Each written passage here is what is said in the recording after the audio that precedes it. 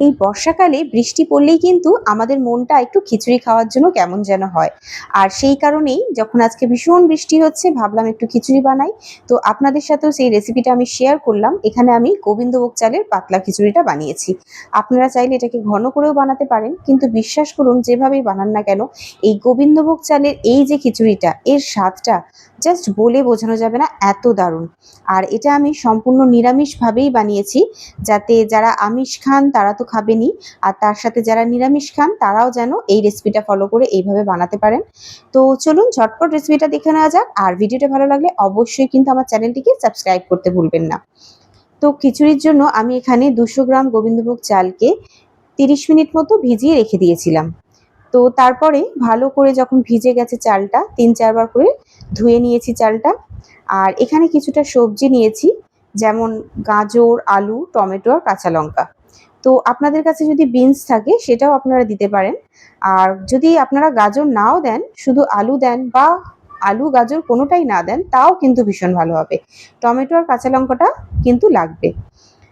অনেকে আবার টমেটো ভালোবাসেন না, তাদের ক্ষেত্রে কিন্তু টমেটোটাকেও স্কিপ করতে পারেন। এমনিতেই গোবিন্দভোগ চালের খিচুড়িটা ভীষণ ভালো লাগে। এখানে আমি 150 গ্রাম মতো মুগ ডালকে প্রথমে একদম শুকনো কড়ার মধ্যে ভালো করে ড্রাই রোস্ট করে নিচ্ছি। যখন খুব সুন্দর দেখবেন একটা সেন্ট আসছে, তখন বুঝতে হবে যে ডালটা কিন্তু খুব ভালোভাবেই ভাজা হয়ে গেছে। আর সেই সময় এইভাবে জল দিয়ে 2-3 বার জলটা পাল্টে পাল্টে ডালটা ধুয়ে নিতে হবে। ডালটা পরিষ্কার করে এখানে ধুয়ে নিয়েছি, এটা এখন এক সাইডে রেখে দেবো। আর ওই কড়ার মধ্যে আমি খিচুড়িটা রান্না করব, তার জন্য প্রথমেই এখানে নিয়ে নিচ্ছি সর্ষের তেল। তেলের মধ্যে সামান্য একটু নুন দিলাম যাতে না তেলটা ছিটিয়ে আসে। এবার এখানে আমি আলু আর গাজরটা একটু ভেজে নেব। তা প্রথমে আলুটা দিচ্ছি, যেহেতু আলুটা একটু বেশি সময় লাগে, গাজরটা পরে দেব। অপেক্ষা করব যতক্ষণ না আলুর রংটা একটু লালচে হয়ে আসছে, ততক্ষণ পর্যন্ত ভাজবো। এর মধ্যে একটু সামান্য হলুদ দিয়ে দিয়েছি, আর নুনটা তো সামান্য দেওয়াই ছিল তেলের মধ্যে আগে থেকে। আর আলুটা যখন লালচে হয়ে এসেছে তখন এর মধ্যে গাজরটা দিয়ে আবার 1 মিনিট মতো একটু নাড়াচাড়া করে নিচ্ছি। গাজর আর আলুটা যখন খুব ভালোভাবে ভাজা হয়ে গেছে, হালকা লালচে ভাব এসে গেছে, তখন তেল থেকে তুলে নিচ্ছি। গাজর আলু ভাজার পর যে অবশিষ্ট তেলটা আছে, সেই তেলের মধ্যে এখানে তেজপাতা, 3টে শুকনো লঙ্কাকে একটু ফাটিয়ে দিয়েছি, একটু গোটা জিরে দিলাম, আর সামান্য একটু পরিমাণ দিয়ে দিচ্ছি এখানে 5 ফোড়ন। 5 ফোড়ন বা জিরে এই দুটোই আমি দিয়েছি, আপনারা চাইলে যে কোনো একটাও দিতে পারেন, তাহলে জিরের পরিমাণটা আরেকটু বাড়িয়ে দেবেন। আর শুধু 5 ফোড়ন দিলে তাহলে 5 ফোড়নটা আরেকটু বাড়িয়ে দেবেন। এবার এখানে আমি 2টো মিডিয়াম সাইজের টমেটোকে কুচি কুচি করে দিয়ে দিলাম, দিয়ে 1 মিনিট নাড়াচাড়া করে তার মধ্যে দিয়ে দিলাম আদা বাটা। এখানে কিন্তু আমি রসুন আর পেঁয়াজের ব্যবহার করব না, যেহেতু এটা আমি নিরামিষ বানাচ্ছি তাই। 2টো কাঁচা লঙ্কাকেও চিড়ে এর মধ্যে দিয়ে দিলাম। শুকনো লঙ্কা দেওয়া আছে তাই বেশি লঙ্কা দিলে কিন্তু ঝাল হয়ে যাবে, তাই 2টোই কাঁচা লঙ্কা দিলাম। এবার এখানে 1 টিস্পুন পরিমাণ জিরে গুঁড়ো, হাফ টিস্পুন পরিমাণ ধনে গুঁড়ো, অল্প একটু কালো গোলমরিচের গুঁড়ো, 1 টিস্পুন পরিমাণ হলুদ গুঁড়ো আর পরিমাণ মতো নুন দিয়ে দিলাম। দিয়ে ভালো করে মশলাটাকে হালকা করে একটু তেলের মধ্যে কষিয়ে নেব। টমেটো থেকেও জল ছাড়ছে, তাই এই মুহূর্তে ঠিক জলটা না দিয়ে একটুখানি কষিয়ে নেওয়ার পরে জলটা দেব। যখন দেখবেন তলায় মশলাটা সেটে যাচ্ছে, তখন সামান্য পরিমাণ জল দিয়ে মশলাটাকে ভালো করে একটু নাড়াচাড়া করে রেখে দেবো, যতক্ষণ না মশলা থেকে তেল ছাড়ছে ততক্ষণ পর্যন্ত। আদা বাটার কাঁচা গন্ধ, মশলার গন্ধ সমস্তটাই কিন্তু মশলা কষতে কষতে চলে যাবে। আর একটু কাশ্মীরি লঙ্কার গুঁড়ো এখানে দিলাম রংটা সুন্দর হওয়ার জন্য, আদারওয়াইজ এটা টোটালি অপশনাল, এর সাথে টেস্টের কোনো ব্যাপার নেই। আর দেখতে পাচ্ছেন মশলা থেকে কিভাবে তেলটা ছেড়ে দিয়েছে, তার মানে কিন্তু মশলাটা খুব ভালোভাবে কষানো হয়ে গেছে, একদম রেডি। এবার যে ভেজে রাখা ডালটা ধুয়ে রেখে দিয়েছিলাম, সেই ডালটা এর মধ্যে দিয়ে দিলাম, দিয়ে এটাকে একটু কষিয়ে নিচ্ছি। ডালের মধ্যে কাঁচা গন্ধ থাকবে না, যেহেতু ডালটা আগে থেকেই ভেজে নেওয়া ছিল। যে এক্সেস জলটা আছে সেটাকে শোকানোর জন্যই কিন্তু এইভাবে মশলার সাথে চাল আর ডালটাকে ভালো করে কষিয়ে নিচ্ছি। বেশি সময় লাগবে না, 1 মিনিট মতো গ্যাসের ফ্লেম হাই করে নাড়াচাড়া করলেই দেখবেন ডালের মধ্যে আর চালের মধ্যে যে এক্সেস জলটা আছে সেটা শুকিয়ে যাবে। ভালো করে চাল ডালটা কষানো মোটামুটি এখানে হয়ে গেছে, দেখতে পাচ্ছেন আর কিন্তু এর মধ্যে জল নেই। একদম ঝরঝরে হয়ে গেছে, তখন এর মধ্যে আমি পরিমাণ মতো জল দিয়ে দিচ্ছি।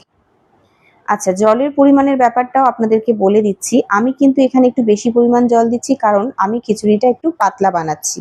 কারণ গোবিন্দভোগ চালের খিচুড়িটা আমার একটু পাতলাই ভালো লাগে। আপনারা যদি মনে করেন একটু বেশি ঘন করবেন, সেক্ষেত্রে কিন্তু আমি যা জল দিয়েছি এর থেকে আপনারা জলের পরিমাণটা কমিয়ে দেবেন। আর জলটা কিন্তু একেবারে দেওয়ারই চেষ্টা করবেন। চাল আর ডাল জল টেনে নেবে, আবার আপনারা জল দেবেন। বারবার কিন্তু জল দিলে খিচুড়ির টেস্ট কিন্তু নষ্ট হয়ে যাবে। তো এবার কি করব, এটাকে ফুটে ওঠার জন্য অপেক্ষা করব। ঢাকনা দিয়ে ঢেকে রেখে দিয়েছিলাম।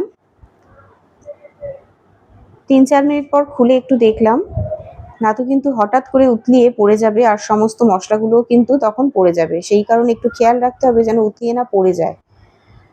তো ভালো করে ফুটে উতলিয়ে গিয়েছিল। তারপরে আমি গ্যাসের ফ্লেমটাকে লো করে একটু ঢেকে রেখে দিয়েছিলাম ৫ মিনিট মতো। আর চাল আর ডালটা কিন্তু একটু বেড়ে গেছে এখন, মানে হাফ সেদ্ধ হয়ে গেছে। আর এই পর্যায়ে আমি এর মধ্যে আলু আর গাজর যেটা ভেজে রেখে দিয়েছিলাম সেটাও দিলাম। আপনারা বিনসও যদি দেন, বিনসটাও কিন্তু হালকা করে একটু ভাজা করে নেবেন, ভালো লাগবে। আর তাছাড়াও এখানে কোনো সবজি না দিলেও শুধুমাত্র গোবিন্দভোগ চালের খিচুড়িও কিন্তু খুব ভালো লাগে কোনো সবজি ছাড়াই। তো আমি দিলাম, এটা বাড়িতে আমার একটু গাজর ছিল আর আলুটা খিচুড়ির মধ্যে খেতে ভালো লাগে তাই। তো আস্তে আস্তে দেখতে পাচ্ছেন খিচুড়িটা কিন্তু অনেকটাই ঘন হয়ে গেছে। আর গরম অবস্থায় এটা যতটা ঘন লাগে, এটা কিন্তু ঠান্ডা হওয়ার পর আরেকটু বেশি ঘন হয়ে যাবে, তাই সেই বুঝেই নামাতে হবে। খুব ছেটাতে পারে এই সময় কিন্তু, কারণ এটা ঘন হয়ে গেছে, তাই এটা কন্টিনিউ একটু নাড়াচাড়া করলে অতটা বেশি ছেটাবে না। তো আমি সেই কারণেই বারবার নাড়াচাড়া করছি যাতে না বেশি ছেটায়। আর তারপর গ্যাসের ফ্লেমটাকেও লো করে নিচ্ছি। আমি কিন্তু আর বেশি ঘন করব না, কারণ খিচুড়িটা আমি একটু পাতলাই রাখবো। এখানে দিয়ে দিলাম মোটামুটি 1.5 টেবিল চামচ পরিমাণ মতো চিনি, 1 টিস্পুন পরিমাণ মতো ঘি আর একটু শাহি গরম মশলার গুঁড়ো লাস্টে দিয়ে দিলাম। আর নুনটা অবশ্যই কিন্তু চেখে দেখে নেবেন। আমার একটু কম মনে হচ্ছিল, তাই আবার একটু নুন অ্যাড করলাম। চিনিটা কিন্তু অবশ্যই দেবেন, একটু মিষ্টি মিষ্টি না হলে কিন্তু গোবিন্দভোগ চালের খিচুড়ি ভালো লাগে না। আর লাস্টে এই ঘি আর গরম মশলাটা দেওয়ার কারণে এত সুন্দর একটা সেন্ট বেরাচ্ছে যে কি বলবো। এমনিতেই তো গোবিন্দভোগ চালের সেন্টটা খুব সুন্দরই বেরাচ্ছিল, তারপর এই দুটো উপকরণ দেওয়ার পর কিন্তু দারুণ একটা সুগন্ধ বেরাচ্ছে। তো এটা এখন আমি নামিয়ে নেব, আর ততক্ষণে আমি গরম গরম বেগুনিটা ভেজে নিচ্ছি, তারপর আপনাদেরকে আমি সার্ভ করে দেখাবো। যতক্ষণে বেগুনিটা ওখানে ভেজেছি মোটামুটি মিনিট 15 মতো হয়ে গেছে। আর দেখুন ওপরে কত সুন্দর একটা মোটা কিন্তু সর বসে গেছে।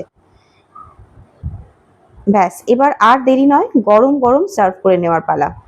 দেখতেই পাচ্ছেন খিচুড়িটা কিন্তু আমি যতটা পাতলা রেখেছিলাম তার তুলনাতে এখন কিন্তু আরেকটু বেশি ঘন হয়ে গেছে। সেই কারণেই বলেছিলাম, যতটা পরিমাণ ঘনত্ব আপনারা রাখতে চাইবেন তার থেকে একটু পাতলা থাকতে থাকতেই কিন্তু গ্যাসের ফ্লেম বন্ধ করে দিতে হবে, কারণ এটা নামানোর পরে আস্তে আস্তে কিন্তু আরেকটু ঘন অটোমেটিক হয়ে যাবে নিজে থেকেই। আর এখানে আমি খিচুড়ির সাথে গরম গরম বেগুনি ভেজেছি, তার সাথে দিয়েছি পটল ভাজা, আলু ভাজা আর বাড়িতে বানানো আমের আচার। আর কিছুই লাগবে না, কি বলবো, এমনিতেই এই খিচুড়িটা এত সুন্দর খেতে যে এর সাথে কোনো কিছুই লাগে না, শুধু খেতেই ভীষণ ভালো লাগে। তাও আমি এই ভাজাভুজির আইটেমগুলো করেছিলাম, কারণ খিচুড়ির সাথে একটু ভাজাভুজি না থাকলে ঠিক মানায় না। আর আরেকটা জিনিস আপনাদেরকে দেখাতে ভুলে গেছি, আমি কিন্তু লাস্টে চাটনি আর পাঁপড়টাও করেছিলাম। তাহলে ঝটপট কিন্তু এইভাবে গোবিন্দভোগ চাল দিয়ে খিচুড়ি বানিয়ে দেখুন, এই বর্ষাকালে কিন্তু একদম জমে যাবে। আশা করছি ভিডিওটা ভালো লাগছে, আবার দেখা হবে নেক্সট ভিডিওতে। টাটা।